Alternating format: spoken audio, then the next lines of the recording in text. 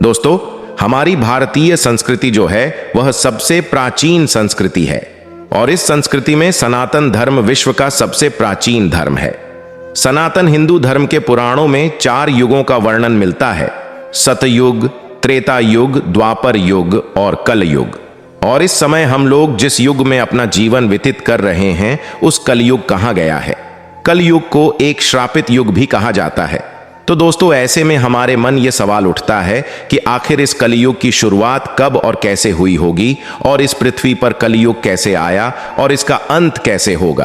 तो चलिए आज हम आपको इस वीडियो में बताते हैं। वीडियो अच्छी लगे तो कमेंट में जय श्री कृष्णा लिखना ना भूलना। दोस्तों, हिंदू धर्म के शास्त्रों में सृष्टि के आरंभ से लेकर उसके प्रलय काल तक की समय अवधि को 4 युगों में बांटा गया है। वर्तमान में हम जिस युग में जी रहे हैं उसे कल युग कहा गया है। इससे पहले 3 युग बीत चुके हैं: सतयुग, त्रेता और द्वापर, जिनमें से भगवान श्री राम का जन्म त्रेता युग में हुआ था और द्वापर में भगवान श्री कृष्ण का।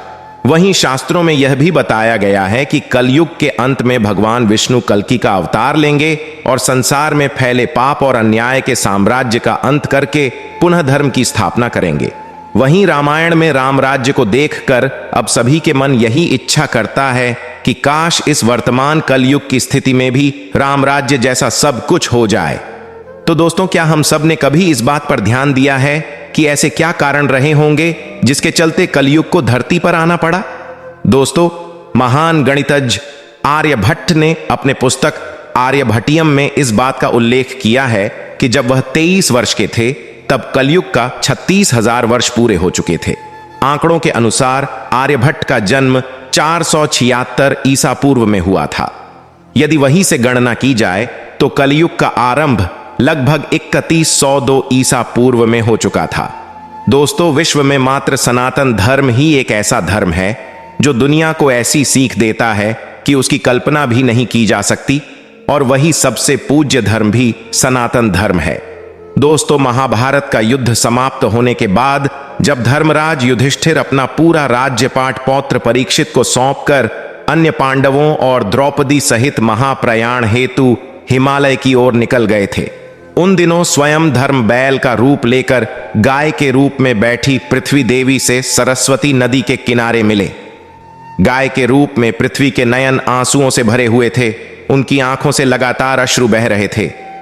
पृथ्वी को दुखी देख धर्म रूपी बैल ने उनसे उनकी परेशानी का कारण पूछा।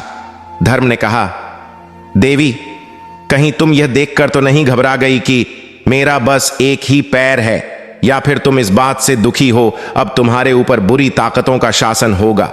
जैसे जैसे दिन निकलते जा रहे हैं पृथ्वी पर पापियों की संख्या भी बढ़ती जा रही है। तब धर्म के सवाल का जवाब देते हुए पृथ्वी देवी बोली, हे धर्म, तुम तो सब कुछ जानते हो, ऐसे में मुझसे मेरे दुखों का कारण पूछने से क्या लाभ? सत्य, मित्रता, त्याग, दया, शास्त्र, विचार, ज्ञान, वैराग्य, ऐश्वर्य, निर्भीकता, कोमलता, धैर्य आदि के स्वामी भगवान श्री कृष्ण के अपने धाम चले जाने की वजह से कलयुग ने मुझ पर कब्जा कर लिया है। श्री कृष्ण के चरण कमल मुझ पर पड़ते थे, जिसकी वजह से मैं खुद को सौभाग्यशाली मानती थी, परंतु अब ऐसा नहीं है। अब मेरा सौभाग्य समाप्त हो चुका है। धर्म और पृथ्वी आपस में बातें ही कर रहे थे कि इतने में असुर रूपी कलयुग वहां आ पहुंचा और धर्म और पृथ्वी रूपी गाय और बैल को मारने लगा। धर्म के मार्ग पर ही चलकर इंसान सफलता पा सकता है। जो पाप करके सफलता प्राप्त करता है वो सफलता कुछ दिनों में चली जाती है। जहां पृथ्वी और धर्म वार्ता कर रहे थे, वहीं राजा परीक्षित उसी मार्ग से गुजर रहे थे। जब उन्होंने अपनी आंखों से यह दृश्य देखा तो वह कलयुग पर बहुत क्रोधित हुए।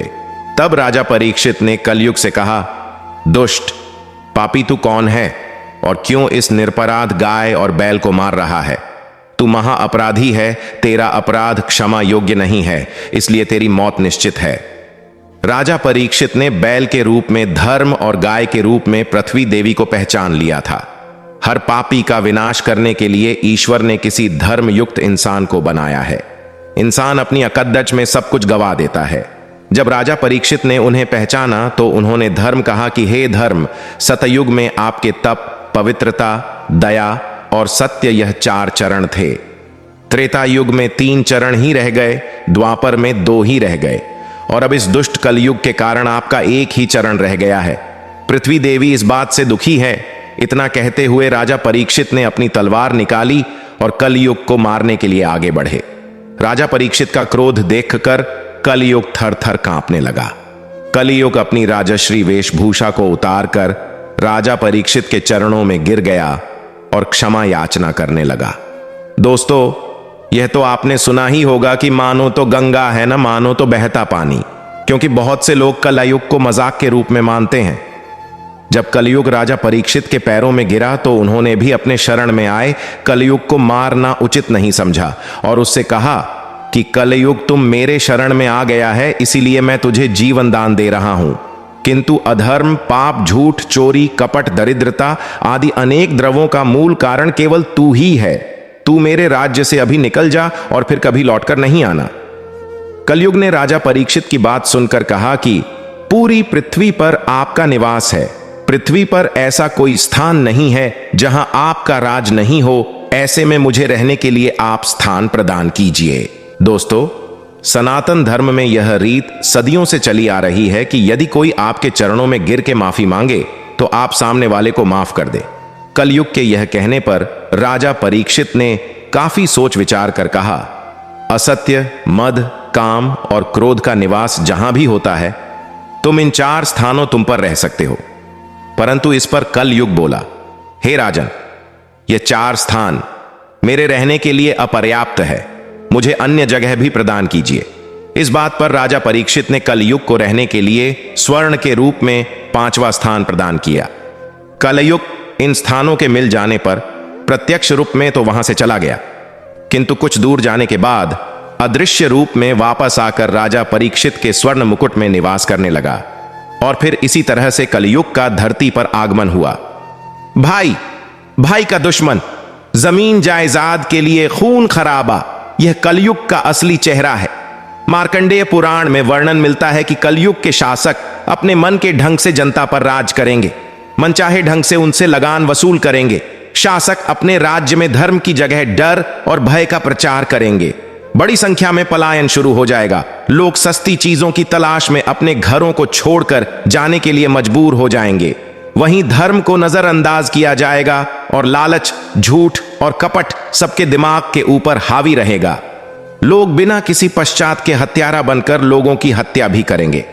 इंसान अपनी सोच से सब कुछ प्राप्त कर सकता है, लेकिन कल युग में इंसान की जो सोच है वह बस लालच और वासना से पूर्ण है। इस कल युग में संभोग ही जिंदगी की सबसे बड़ी जरूरत है। लोग बहुत जल्दी कसम खाएंगे और उसे तोड़ भी देंगे। लोग मदिरा और अन्य नशीली चीजों के चपेट में आ जाएंगे। गुरुओं का सम्मान करने की परंपरा भी समाप्त हो जाएगी। ब्राह्मण ज्ञानी नहीं रहेंगे, क्षत्रियों का साहस खत्म हो जाएगा और वैश्य अपने व्यापार में ईमानदार नहीं रह पाएंगे। ये सभी बातें हमारी वर्तमान की जिंदगी में अब घटित भी हो रही है। तो दोस्तों, इस वीडियो में मैं आप लोगों को यही बताना चाहूंगा कि जितना हो सके धर्म के मार्ग पर चलकर अपने जीवन को खुशहाल बनाए रखें और अधर्म करने से खुद को बचाए रखें। तो दोस्तों, वीडियो अच्छी लगी हो तो वीडियो को लाइक और चैनल को सब्सक्राइब जरूर कर ले। तो फिर मिलते हैं जल्द ही एक ऐसे ही वीडियो के साथ। जय श्री कृष्ण मित्रों।